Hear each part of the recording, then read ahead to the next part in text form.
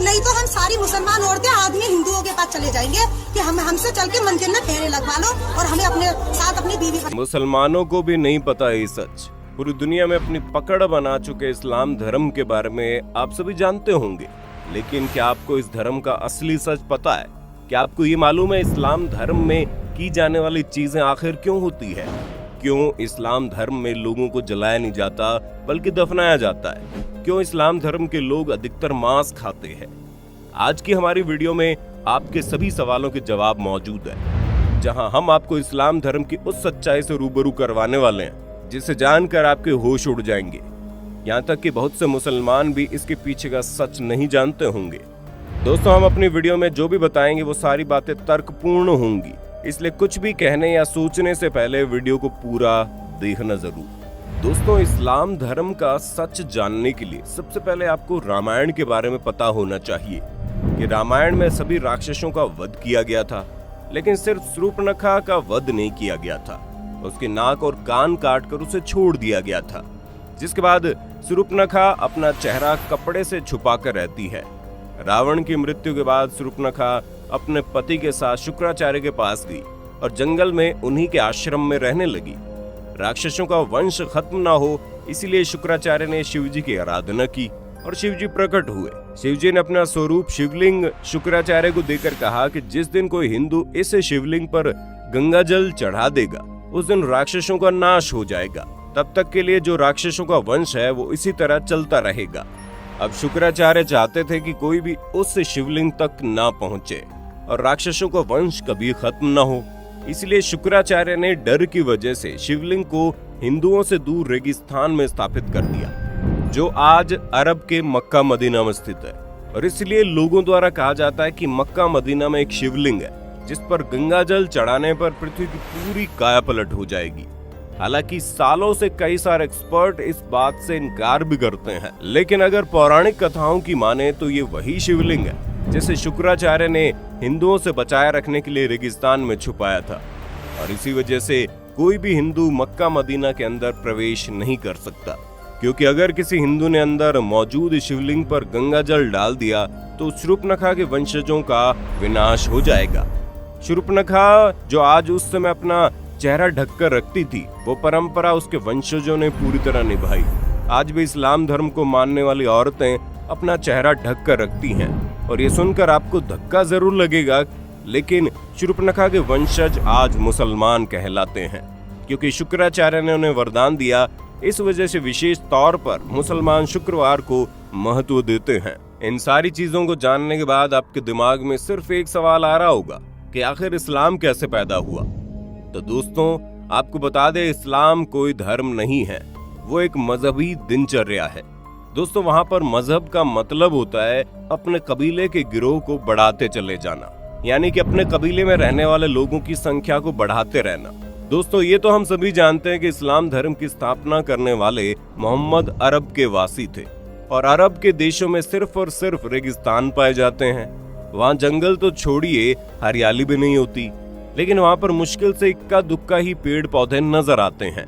और इसी वजह से वहाँ पर लोगों के मरने के बाद उन्हें जलाने के लिए लकड़ियाँ न होने के कारण मृत शरीर को जमीन में दफना दिया जाता है। अब रेगिस्तान में हरियाली तो है नहीं, इसी वजह से वहाँ पर हरा चटक रंग देखकर इंसान जला जाता है, जो कि सूचक का काम करता है।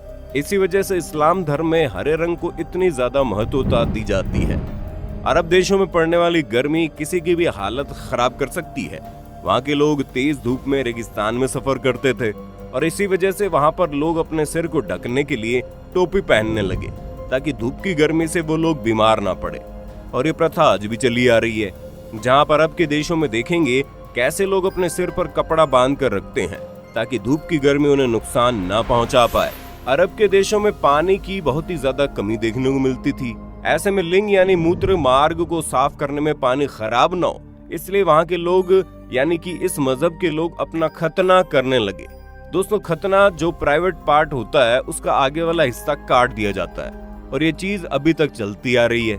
सब लोग एक ही कबीले में खाना बदोश होते थे, इसलिए आपस में भाई बहन की निकाह कर देते थे। उन्हें शादी करने के लिए कहीं दूर रिश्ता ढूंढने की जरूरत नहीं होती थी, पर हाँ, वो लोग शादी करने से पहले इस बात का जरूर ध्यान देते थे कि जिसके साथ वो शादी कर रहे हैं वो उसका सगा भाई या बहन ना हो। अगर कोई चाचा या मामा वगैरह का लड़का या लड़की है तो उसके साथ ये लोग आराम से शादी कर देते थे। बस शर्त ये होती थी कि जिस शख्स से इस्लाम धर्म में शादी होती थी उसका जन्म आपकी माँ की कोख से ना हुआ हो। अब अगर बात की जाए खान पान की, तो आप जानते हैं कि अरब के देशों में रेगिस्तान के अलावा आपको और कुछ देखने को नहीं मिलेगा। वहाँ खेती बाड़ी करना या फिर फलों को उगाकर खाना असंभव था। इसी वजह से वहाँ के लोग जानवरों को मारकर अपना भोजन बनाते थे और वही परंपरा आज तक चली आ रही है। भले ही आज हर जगह गेहूं, चावल, फल फ्रूट पहुंच सकते हैं, लेकिन फिर भी इस्लाम धर्म के ज्यादातर लोग पुराने समय की तरह ही जानवरों को मारकर खाना पसंद करते हैं। हालांकि पहले के समय में लोगों को ये पता था कि किसी भी जीव को मारना अच्छी बात नहीं होती, इसलिए वो अपनी भूख मिटाने के लिए जिस किसी भी जानवर को मारते थे उसे कुर्बानी का नाम दे देते थे। और जब जानवर की कुर्बानी की जाती थी तो उस वक्त अल्लाह को याद कर लिया जाता था ताकि जानवर की मौत का जो पाप है वो उनके सिर पर ना चढ़े। ये चीज धीरे धीरे बढ़ती गई और एक प्रथा में बदल गई और अब तो इसे दुनिया भर में त्योहार की तरह मनाते हैं, जहां जानवरों की कुर्बानी करके लोग उसे खाते हैं। वैसे आज लोग इन सारी चीजों के बारे में नहीं सोचते और किसी भी जानवर को खाने में बिल्कुल भी संकोच नहीं करते। अब ये बात तो आप अच्छे से जानते हैं कि रेगिस्तानी इलाके में मूर्ति वगैरह को बनाने के लिए मिट्टी नहीं मिलती, इसलिए जिसकी वजह से इन्होंने मूर्ति पूजा को अपने कबीले से यानी अपने मजहब से खारिज कर दिया। कबीले को एक जगह से दूसरी जगह लगातार आना जाना रहता है, इसलिए वो लोग कम बर्तन रखते थे और एक ही थाली में 4-5 लोग बैठकर खा लेते थे।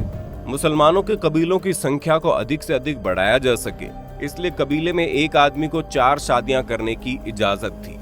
अब अगर इन सारी बातों पर गौर किया जाए तो इससे ये चीज साफ होती है कि इस्लाम कोई धर्म नहीं है बल्कि कबीला है, जिसे सिर्फ जनसंख्या को बढ़ाने के लिए बनाया गया है। और इसके जो नियम है वो उनके सिद्धांत नहीं बल्कि इनकी दिनचर्या है।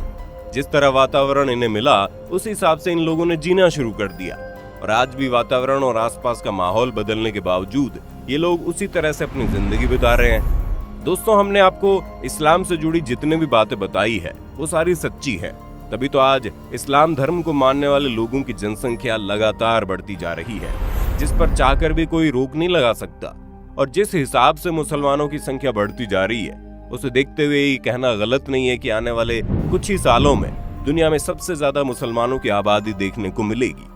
अब हमारे बहुत से मुसलमान भाई बहनों को ये सारी बातें सुनकर बुरी लग रही होंगी, हम उनके धर्म को इस तरह से कह रहे हैं, पर दोस्तों हमारा इरादा किसी भी धर्म को ठेस पहुंचाना नहीं है, बल्कि हम तो आपके सामने कुछ ऐसे फैक्ट्स रख रहे हैं जो पूरी तरह से लॉजिकल है। और अगर आप उस पर गौर करेंगे तो आपको समझ में आएगा कि हम जो कह रहे हैं वो वाकई में सच हो सकता है। और इन सब की सबसे ज्यादा हैरान करने वाली बात यह है कि इस्लाम धर्म को मानने वाले लोग खुद भी ये नहीं जानते हैं कि वो इस तरह की सोच क्यों रखते हैं और क्यों इस्लाम धर्म को मानने वाले अधिकतर लोग दूसरे धर्म को कम समझते हैं। हम ऐसा नहीं कह रहे कि मुसलमान लोग ही अपने धर्म को ऊंचा रखते हैं और बाकी लोग अपने धर्म पर ध्यान नहीं देते, बल्कि हिंदू से लेकर सिख और ईसाई तक हर धर्म के लोग अपने धर्म को महत्व देते हैं। किसी भी धर्म में, फिर चाहे वो इस्लाम धर्म ही क्यों ना हो, उसमें दूसरे धर्म को नीचा दिखाना नहीं सिखाया गया है। लेकिन फिर भी मजहब के नाम पर दंगे होते हैं, जबकि चाहे हिंदू हो या मुसलमान, किसी को भी ये नहीं पता कि उनकी शुरुआत कहाँ से हुई और जो सिद्धांत और नियम कानून वो सीख रहे हैं वो किसने बनाए और किस लिए बनाए। लोग तो सिर्फ आंख बंद करके अंधों की तरह उन्हें मानते जा रहे हैं, परंतु उसके पीछे का सच किसी को नहीं पता। अब आपका इसके बारे में क्या कहना है कमेंट में बताना, और इसी तरह की वीडियोस को देखते रहने के लिए चैनल को सब्सक्राइब करना बिल्कुल ना भूलें। धन्यवाद। दोस्तों, आपको स्क्रीन पर 2 और वीडियोस दिखाई दे रही हैं, जिसे देखने के लिए स्क्रीन पर क्लिक करें।